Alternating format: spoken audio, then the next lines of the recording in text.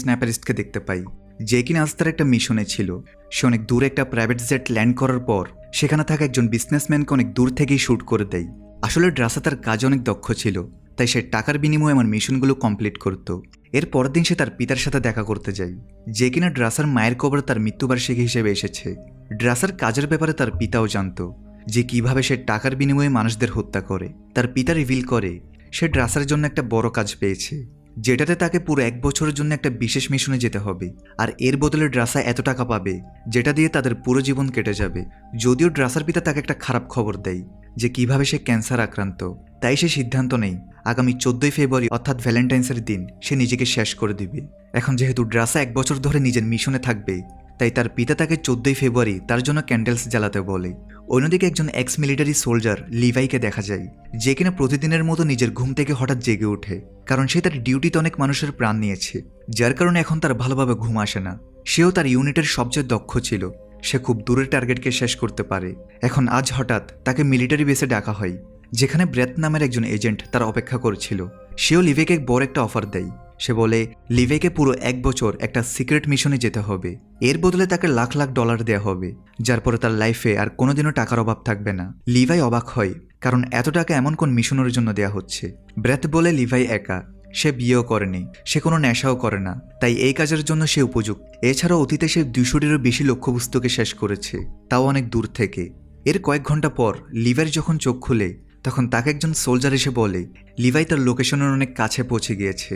এখন তাকে বিমান থেকে ঝাঁপ দিয়ে 40 কিলোমিটার উত্তরে যেতে হবে, সেখানে তাকে এই মিশনের পুরো ডিটেলস বলা হবে। এখন লিভাই এই জায়গার ব্যাপারে কিছু জানে না, যে সে এখন কোন জায়গায় আছে। সোলজার তার ফোন, ঘড়ি, পাসপোর্ট নিয়ে সেটাকে সেফলি সিল করে তার মিশনের লোকেশনে যেতে বলে। লিভাই এখন এটাই করে। সে প্রথমে প্লেন থেকে ঝাঁপ দেয় আর পাহাড়ে ল্যান্ড করে, এবং সেখান থেকে উঁচু উঁচু পাথর বেয়ে 40 কিলোমিটার উত্তরে যেতে থাকে। সে ওই সোলজারের বলা লোকেশনে পৌঁছে যায়। এখানে জ্যাসপার নামের এক সোলজার লিভেকে দেখে খুশি হয়, সাথে সে বলে কিভাবে সে গত 1 বছর ধরে এখানে ডিউটি করছে। তাকেও এজেন্ট ব্রেথ $1,00,000 বিনিময়ে পাঠিয়েছে। সো লিভাই যেহেতু আগামী 1 বছরের জন্য এখানে চলে এসেছে, তাই সে নিজের ঘরে যেতে পারবে। আর এতদিন ডিউটি করে সে যত পরিমাণ টাকা কামিয়েছে, সেগুলো দিয়ে সে পুরো জীবন আয়েশ করবে। লিভাই জিজ্ঞেস করে এখানে তাকে কি করতে হবে। এছাড়াও সে জানে না এটা কোন জায়গা বা এটা কোন দেশ। জ্যাসপার লিভাইকে তার ডিউটি বোঝানোর জন্য একটা উঁচু ওয়াচ টাওয়ারে নিয়ে যায়, যেটা অনেক বড় একটা গর্জ বা একটা খাদের কিনারে বানানো হয়েছে।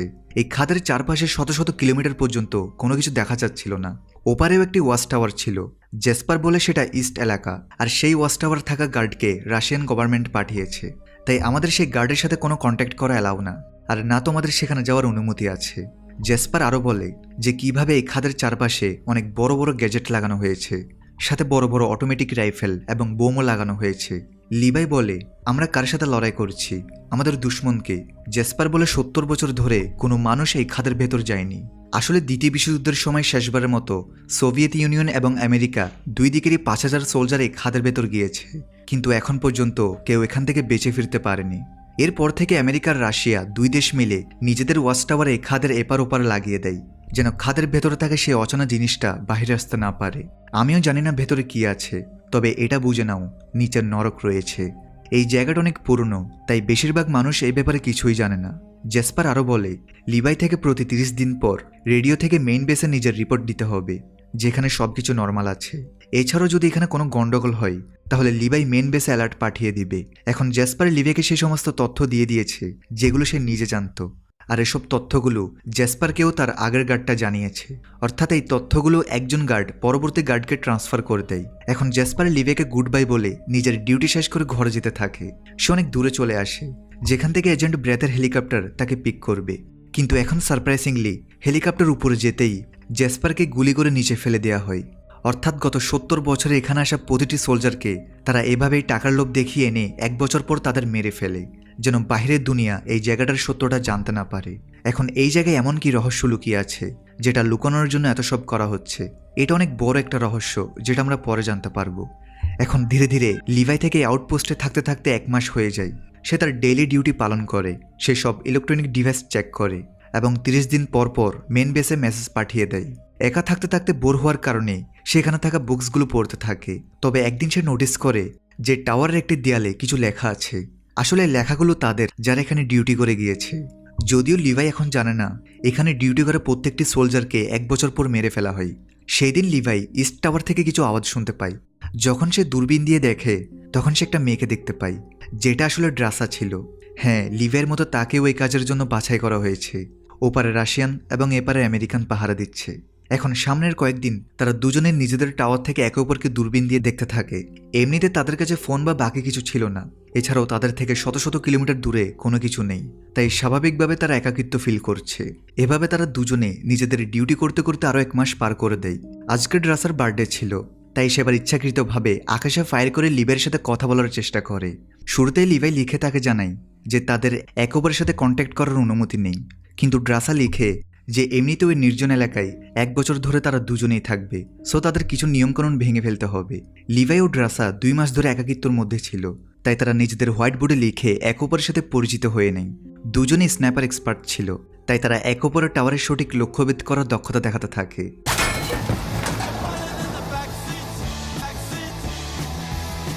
মোটামুটি দুজনেরই এই রাত অনেক ভালো কাটছিল, কিন্তু তখনই ড্রাসা লিভাইকে নিচে কিছু ইশারা করে দেখায়। লিভাই দেখে নিচে কিছু একটা নড়াচড়া করছে।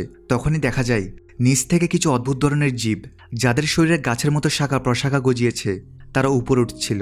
এখন ডিউটি অনুযায়ী তারা সেগুলোকে শ্যুট করে মেরে ফেলতে থাকে। এখানে টাওয়ারের নিচে অনেক মাইন লাগানো ছিল, সেগুলো এখন ব্লাস্ট হওয়ার কারণে জীবগুলো মারা যেতে থাকে। এখন জীবগুলোর বেশি সংখ্যা দেখে ড্রাসাও নিজের দিক থেকে মেশিন গান দিয়ে ফায়ার করে লিভারের সাহায্য করে, আর এভাবে তারা সব ক্রিয়েচারদের মেরে ফেলে।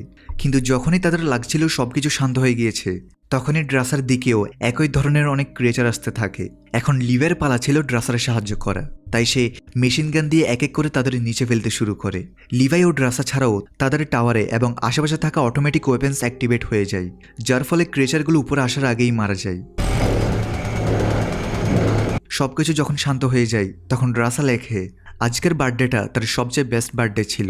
অনেকদিন পর তার সাথে লিভাইয়ের বন্ধুত্ব হয়ে যায়, সাথে প্রথমবার তারা সেই ক্রিয়েচারদের দেখেছে।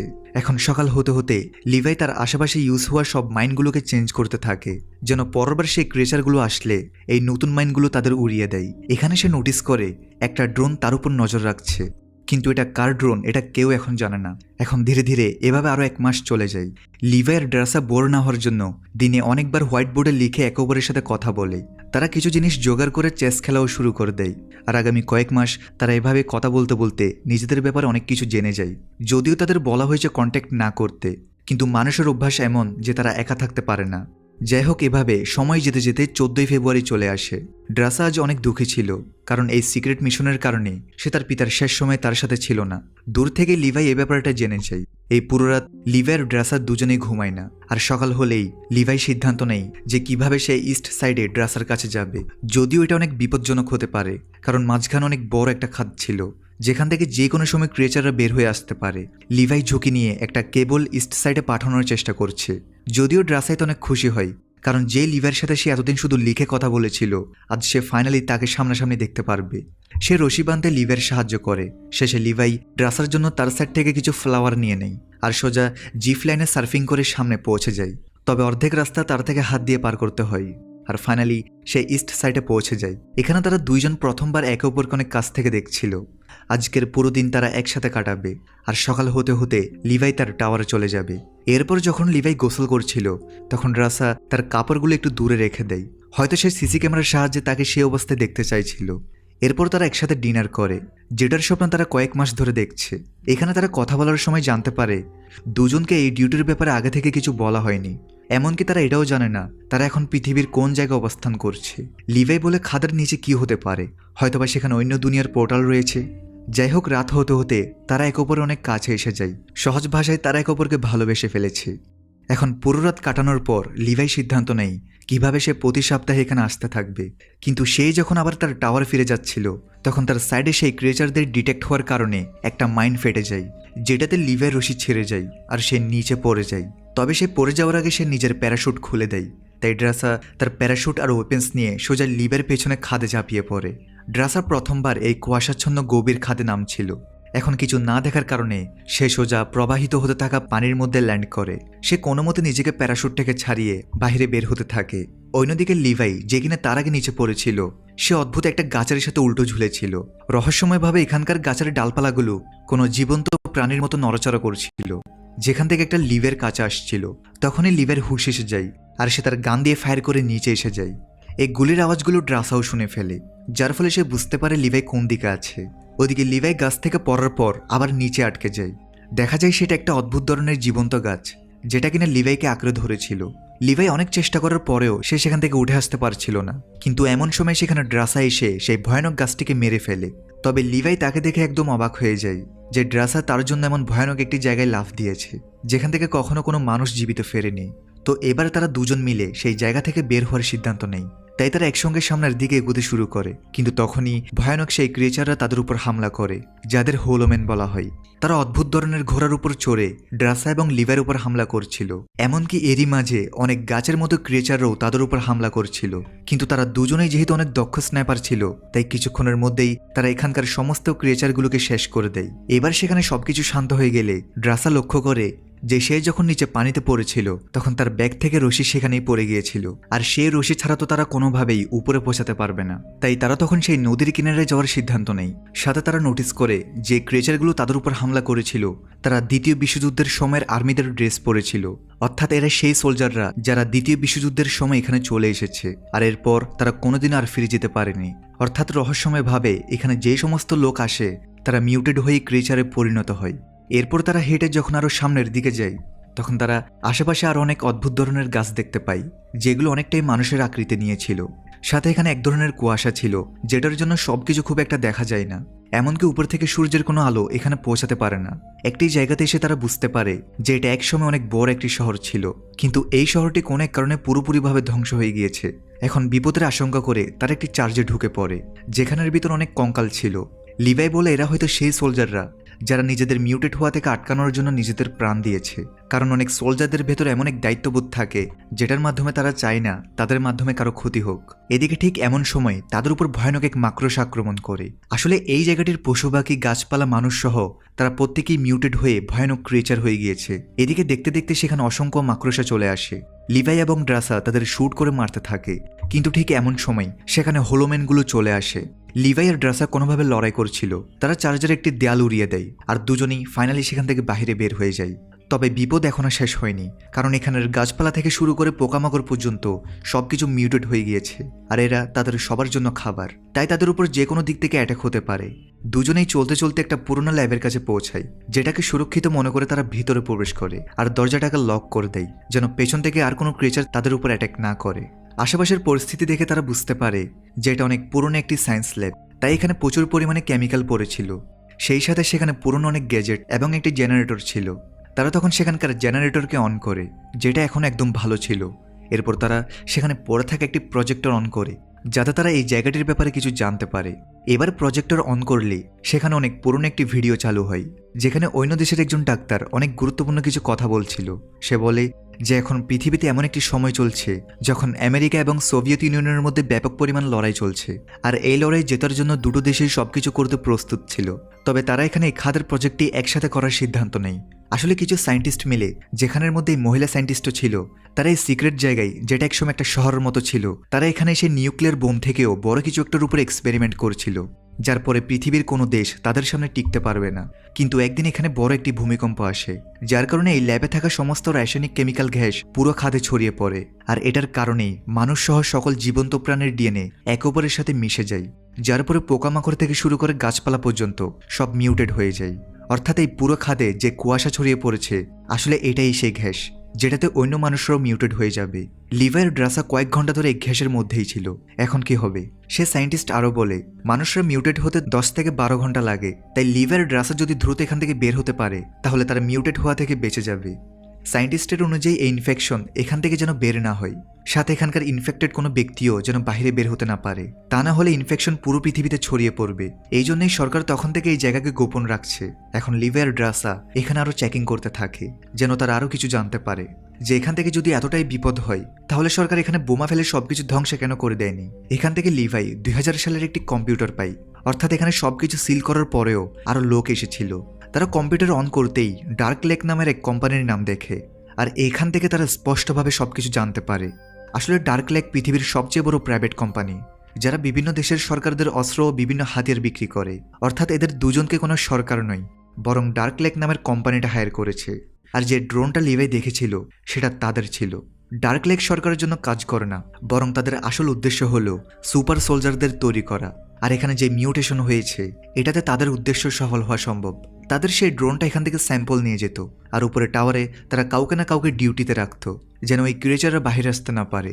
আর এই জায়গাটাও সিক্রেট থাকে। এই অর্গানাইজেশন এমন লোকদের বাছাই করতো যাদের কেউ খোঁজ খবর নেয় না, যেন এরা পরে তাদের মারতে পারে, যেমন জেসপারের সাথে যা হয়েছে এবং এর আগে বাকি লোকদের সাথেও।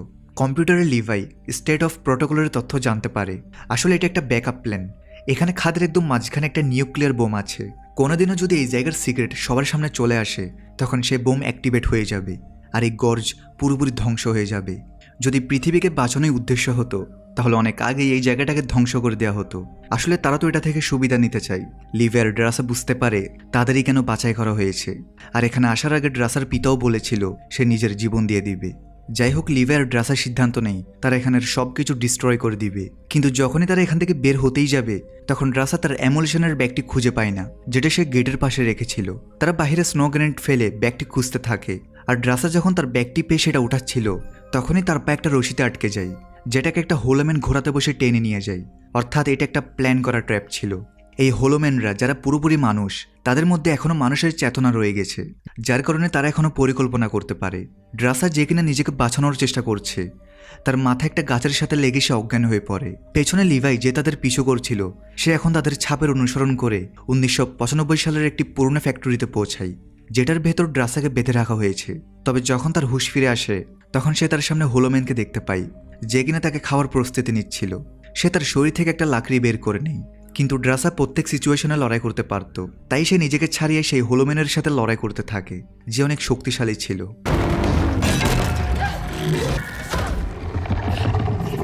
কিন্তু ঠিক সময় লিভাই সেখানে এসে গুলি করে হোলোম্যানের মাথা ঝাঁঝরা করে দেয়। ড্রাসা খুব ভয় পেয়ে গিয়েছিল।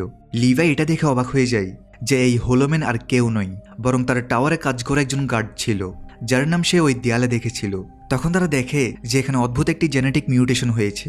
দেখে মনে হচ্ছিল যেন কোনো বিশাল একটি এলিয়েন জীব, তবে সেখানে মানুষের কাঠামো দেখা যায়। আর যখন তারা সেটার মধ্যে দিয়ে যাচ্ছিল তখন ভুলে ড্রাসার সাথে সেটার টাচ হয়ে যায়। যখন তারা জানতে পারে এখানের সব কাণ্ডগুলো তাদের ধরছে তখন তারা তাদের ছুরি দিয়ে কাণ্ডগুলোকে কাটতে কাটতে সামনে এগিয়ে যায়। তারা একটা গ্রেনেড ছুঁড়ে নিজেদের বাঁচিয়ে ফেলে। এখন এখান থেকে বের হয়ে তারা একটা পাওয়ারফুল ইঞ্জিনের জিপ পায়, আর এটার সাহায্যে তাদের উপরে যাওয়ার জন্য লিভাই একটা পথ খুঁজে পায়। বের হওয়ার সময় রাস্তায় তারা সেই বোমটাকেও দেখে। এরপর তারা জিপকে সেই কেবলের সাথে বেঁধে দেয়, যেটা থেকে প্রথমে লিভাই পড়ে গিয়েছিল। তারা এখন পুরো জিপের সাথে জিপ লাইনারের সাহায্যে উপরে যেতে থাকে, যদিও তাদের পেছনে ক্রিয়েচার পড়ে যায় যারা সেই কেবলটি ধরে উপরে আসছিল। তারা দুজনেই লড়াই করতে থাকে, তবে কেবলের ওজন বেশি ছিল, তাই লিভাই গাড়ির পেট্রোল বের করে আগুন লাগিয়ে দেয়, যেটাতে ক্রিয়েচারদের গায়ে আগুন লেগে যায়। তবে গাড়িতেও আগুন ধরে যায়। তারা গাড়ি থেকে কোনোভাবে বেরিয়ে যায় আর কেবলটি কেটে দেয় যেন উপরে আর কোনো হোলোম্যান আসতে না পারে। দুজনেই কিছুক্ষণ বিশ্রাম নেওয়ার পর তারা সিদ্ধান্ত নেয় তারা 5 দিন নিজেদের কোয়ারেন্টাইনে রাখবে, কারণ তারা অনেকক্ষণ নিচে কেমিক্যাল গ্যাসের মধ্যে ছিল, আর যদি তারা ইনফেক্টেড হয়ে যায় তাহলে তারা নিচে গিয়ে নিজেদের সাথে ওই বোমটাকে উড়িয়ে দিবে। লিভাই বলে সে যখন এই মিশনে এসেছিল তখন তার কেউ ছিল না, তখন তার বেঁচে থাকার আশাও ছিল না। তবে এখন সে ড্রাসাকে পেয়ে তার সব কিছু বদলে গিয়েছে। এই মিশনের মাধ্যমে সে তার লাইফ পার্টনার পেয়েছে। তারা ওই নিউক্লিয়ার বোমটি ব্লাস্ট করে এই পুরো খাদকে ধ্বংস করে দিবে এবং অন্য কোনো জায়গায় গিয়ে লুকিয়ে পড়বে যেন কেউ তাদের খুঁজে না পায়। এরপর লিভাই তার টাওয়ারে এসে মিথ্যা রিপোর্ট দেয় যে এখানে সবকিছু নর্মাল আছে, যদিও ব্রেথ আগেই তাদের অ্যাক্টিভিটি স্ট্রেস করে ফেলেছে। সো ব্রেথ অর্ডার দেয় যে তার পরবর্তী মিশন হচ্ছে ইস্ট টাওয়ারের গার্ড অর্থাৎ ড্রাসাকে মেরে ফেলা। আসলে এজেন্ট ব্রেথ নিচে ল্যাবের ক্যামেরা দিয়ে অলরেডি দেখে ফেলেছে যে তারা দুজন একসাথে নিচে গিয়েছে। লিভাই এজেন্ট ব্রেথের কথায় রাজি হয়ে কল কেটে দেয়, কিন্তু সে কোনোদিনও ড্রাসাকে মারবে না। এদিকে ব্রেথ তার টিমকে মেসেজ করে যে লিভাই তার মিশন থেকে সরে পড়েছে, এটা একটা ভুল আর আমাদের তাকে শেষ করতে হবে। এর পরদিন সে যখন তার টিমের সাথে টাওয়ারে পৌঁছায় তখন লিভাই সেখানে ছিল না। আসলে সে আর ড্রাসা আশেপাশে বোম লাগিয়ে দিয়েছে। লিভাই আর ড্রাসার জঙ্গলের দিকে পালাতে থাকে, তারা আগে থেকেই সব প্ল্যান করে রেখেছে। এদিকে ব্রেথ তার সোলজারদের সাথে টাওয়ার চেক করছিল যে লিভাই তাদের কোম্পানির ব্যাপারে কি কি জানতে পেরেছে। সে ওই দেয়ালে সমস্ত গার্ডের লেখার মধ্যে লিভাইয়ের একটি লেখা দেখতে পাই, যেটা লিভাই অফিসারের উদ্দেশ্যে লিখেছে যে সত্য কোনোদিনও চাপা থাকে না। অন্যদিকে আমরা লিভাই এবং ড্রাসাকে দেখতে পাই যারা কিনা সেই জায়গা থেকে পালিয়ে যাওয়ার চেষ্টা করছিল। তবে অফিসারের ড্রোন তাদের পিছু করতে শুরু করে, যেগুলো তাদেরকে শ্যুট করছিল, কিন্তু তারা দুজন মিলে প্রত্যেকটি ড্রোনকে শেষ করে দেয় এবং এরপর তারা খাদের কাছে যে বোমগুলো সেট করেছিল সেগুলোর মধ্যে দূর থেকে শুট করতে শুরু করে। এতে এক এক করে সেখানকার প্রত্যেকটি বোম ব্লাস্ট হতে শুরু করে, সাথে সমস্ত অ্যান্টেনা ব্লাস্ট হয়ে যায়। আর এটা হতেই মাটির নিচে নিউক্লিয়ার বোমটিও অ্যাক্টিভেট হয়ে যায়। অফিসার এটা বুঝতে পেরে তার টিমকে নিয়ে পালাতে চাইছিল। এদিকে ড্রাসার আর লিভাই ডেঞ্জার জোন থেকে অনেক দূরে চলে এসেছে। ব্রেথ হেলিকপ্টার নিয়ে সেখান থেকে বের হওয়ার চেষ্টা করে, কিন্তু পরমাণু বোমার বিস্ফোরণ এত ভয়ঙ্কর ছিল যে তাদের হেলিকপ্টারও ক্র্যাশ হয়ে যায়। ড্রাসা অনেক দূরে ছিল আর লিভাই একটা ঝর্ণাতে ঝাঁপিয়ে পড়ে। এরপর দেখা যায় ড্রাসা কিছুদিন সেখানের একটি গুহায় অবস্থান করে, এটা দেখার জন্য যে সে ইনফেক্টেড হয়েছে কিনা। কিন্তু সে এটার জন্য দুঃখী ছিল যে লিভাই হয়তো বেঁচে নেই। যখন সে বুঝতে পারে সে পুরোপুরি সুস্থ, তখন সে এখান থেকে বের হয়ে যায়। এভাবেই প্রায় অনেকদিন সময় পার হয়ে যায়। বর্তমানে ড্রাসা একটি রেস্টুরেন্টে কাজ করছে, তবে আজও সে লিভাইকে ভুলতে পারেনি। তার বিশ্বাস যে লিভাই একদিন নিশ্চয়ই ফিরে আসবে। তো এভাবে একদিন ড্রাসা যখন রেস্টুরেন্টে কাজ করছিল, ঠিক তখনই সে লিভাইকে বসে থাকতে দেখে। তারা দুজনে এখানে এতটা ইমোশনাল হয়ে যায় যে তারা আর একটি কথাও বলতে পারছিল না, তাই তারা দুজন দুজনকে জড়িয়ে ধরে। এভাবেই সুন্দর একটি এন্ডিংয়ের মাধ্যমে এই মুভি এখানেই শেষ হয়।